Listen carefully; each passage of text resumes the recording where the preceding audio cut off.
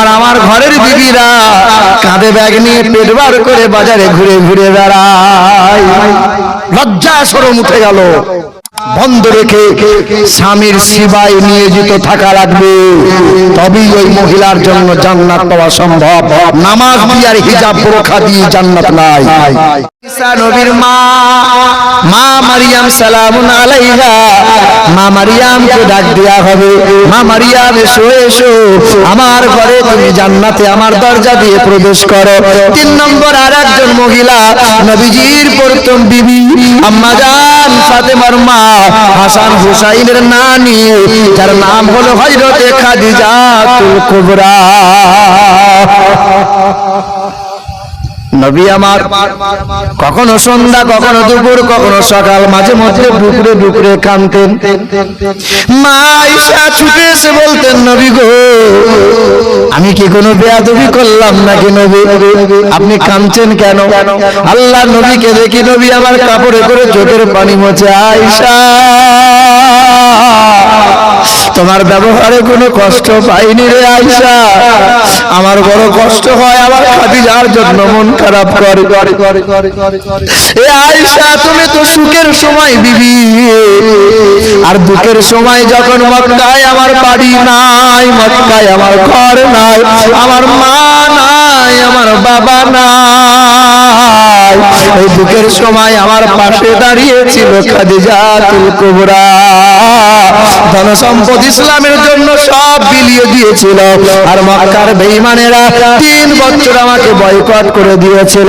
সিয়ামে আবু তালেবে 3 বছর ধরে মক্কার ধনশালী মহিলা খাদিজা আমার সঙ্গী হয়ে 3 বছর ধরে গাছের পাতা খেয়ে দিন কাটিয়েছে রে আয়েশা।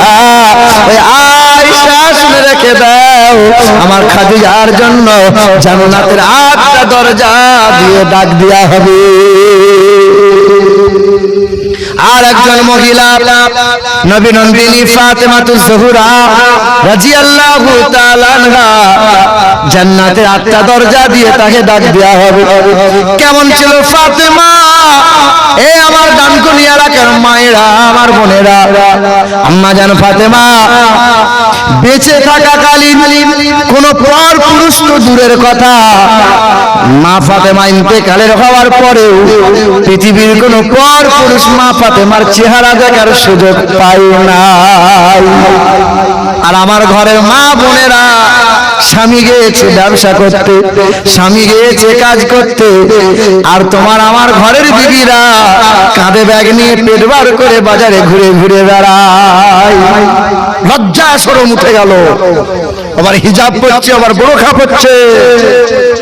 যে বোরখা হিজাব পরনেওয়ালা মহিলা, যে স্বামীর সেবা করে না, মাথার ঘাম টপ টপ করে পড়ছে, সারাদিন কঠোর প্রখর তাপে কাজ করে বাড়ি ফিরে এসেছে, দরজার মুখে পা দেওয়ার সঙ্গে সঙ্গে বিবিকে সমস্ত কাজ বন্ধ রেখে স্বামীর সেবায় নিয়োজিত থাকা লাগবে, তবেই ওই মহিলার জন্য জান্নাত পাওয়া সম্ভব। নামাজ দিয়ে আর হিজাব বোরখা দিয়ে জান্নাত নাই। স্বামীর সেবা করা লাগবে। আর আপনি দেখবেন, যতদিন পকেটের গরম, যতদিন দেহের গরম, ততদিন আপনার বিবি আপনার ভালোবাসা, ততদিন আপনার বিবি আপনার গায়ে হাত বোলাবে, পায়ে হাত বোলাবে, পিঠে তেল দেবে। আর পকেটের গরম নাই, আর আপনার বউ আপনাকে আদর করে না, ভালোবাসে না। ঠিক না ভুল বলেন? এই রোজার মাসে একটু সদকা করবো বলেন মামার বাড়ি গিয়েছিলাম, বুঝলেন? সব আত্মীয় স্বজন আছে, আগে তো আত্মীয়দেরকে দিতে হবে। তো দেখছি পাড়া সম্পর্কে কেউ মামি হয়, কেউ পিসি খালা হয়, তো সবাই দেখছি ব্যাংক থেকে সব আসে। ব্যাংক কোথায় গিয়েছিল গো মামি? বলে বলিস না বাপ, এই মমতা খালা 1000 টাকা করে দিচ্ছে লক্ষ্মীর ভান্ডার, দেখ বাবা 1000 টাকা করে তুলে নিয়ে এলাম।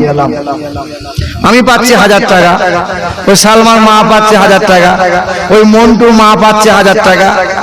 দেখ দেখনি বাবা, ওই পচার মা পাচ্ছে 2000 টাকা।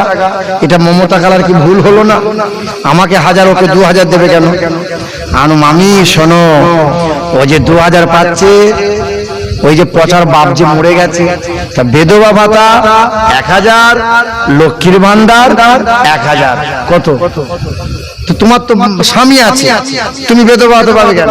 তোমার হাতটা ধরে বলছে, বাপ তুমি দেশ বিদেশে জলসা করতে যাচ্ছ, বাপ তুমি একটু দোয়া করে দিও তোমার মামারা যেন টুকরো মরে যায়। তেমন কেন? তো যে মরে গেলে পরে তো 1000 টাকা দিয়ে 2000 টাকা তো হবে আমার। কথা বুঝতে পারছেন? হে সোনার টুকরো বন্ধুরা, আমার সুধী মানুষেরা, আমার মায়ের, আমার বোনেরা, স্বামী শেষ নিঃশ্বাস পর্যন্ত সে তোমার স্বামী, স্বামীর সেবা করো। আব্বা জান, ভাই জানেরা, আমার সোনার টুকরো বন্ধুরা, আমার সুধী মানুষেরা, বাড়িতে ঢোকার সময় সালাম দাও, ঘরে প্রবেশের সময় সালাম জানাও। নিজ বাড়িতে হোক অন্যের বাড়িতে, বড় হয়ে ছোটকে সালাম দাও, ছোট হয়ে বড়দের সালাম দাও। বিবি তোমার স্বামীকে সালাম দাও, স্বামী তোমার বিবিকে সালাম দাও।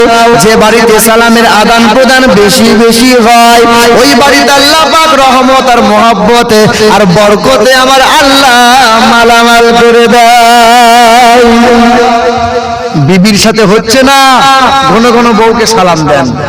নবী বলেছেন, একজন সাহাবী নবীজির কাছে গেলেন, ইয়া রাসূলুল্লাহ, আমার বিবি আমাকে ভালোবাসে না, আমার বিবি যেন কর্কশ, আমার বিবি যেন রুক্ষ, আমার বিবি আমাকে আদর করে না, যত্ন করে না। নবী বলছেন, বিবিকে ঘন ঘন সালাম দাও। 5 দিন সালাম দিয়েছে। নবীর কাছে বলছেন, ইয়া রাসূলুল্লাহ, 5 দিন ধরে সালাম দিলাম, সকালে দিই, দুপুরে দিই, বিকাল সন্ধ্যায় দিই, তবু আমার বিবি সালামের জবাব দেয় না। নবী বলছেন, বন্ধ যেন রেখো না। 21 দিন হয়ে গেল।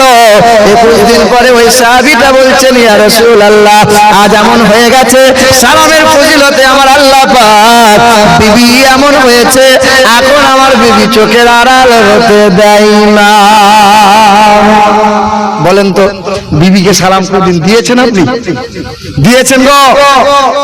আজকে আপনি আমার ওয়াজ শুনে চলে গেলেন, দিয়ে ভোরের বেলায় গিয়ে বিবি করেছেন সালমান মা, আসসালামু আলাইকুম।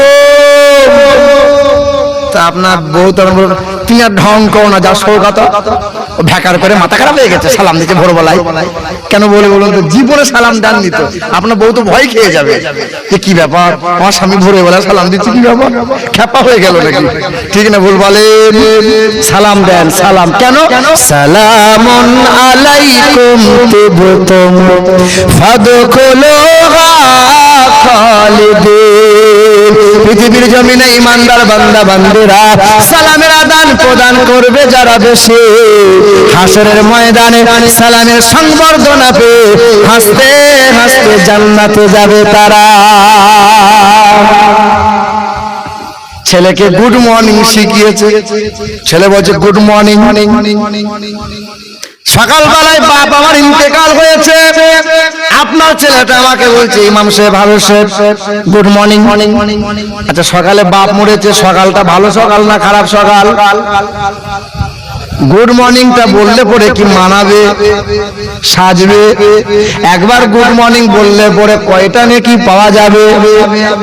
সালাম দাও, সালাম সালাম সালাম, জান্নাতে শুধু সালাম, ইল্লা কিলান সালামান সালামা, সেখানে অশান্তি কখনো জুটবে না।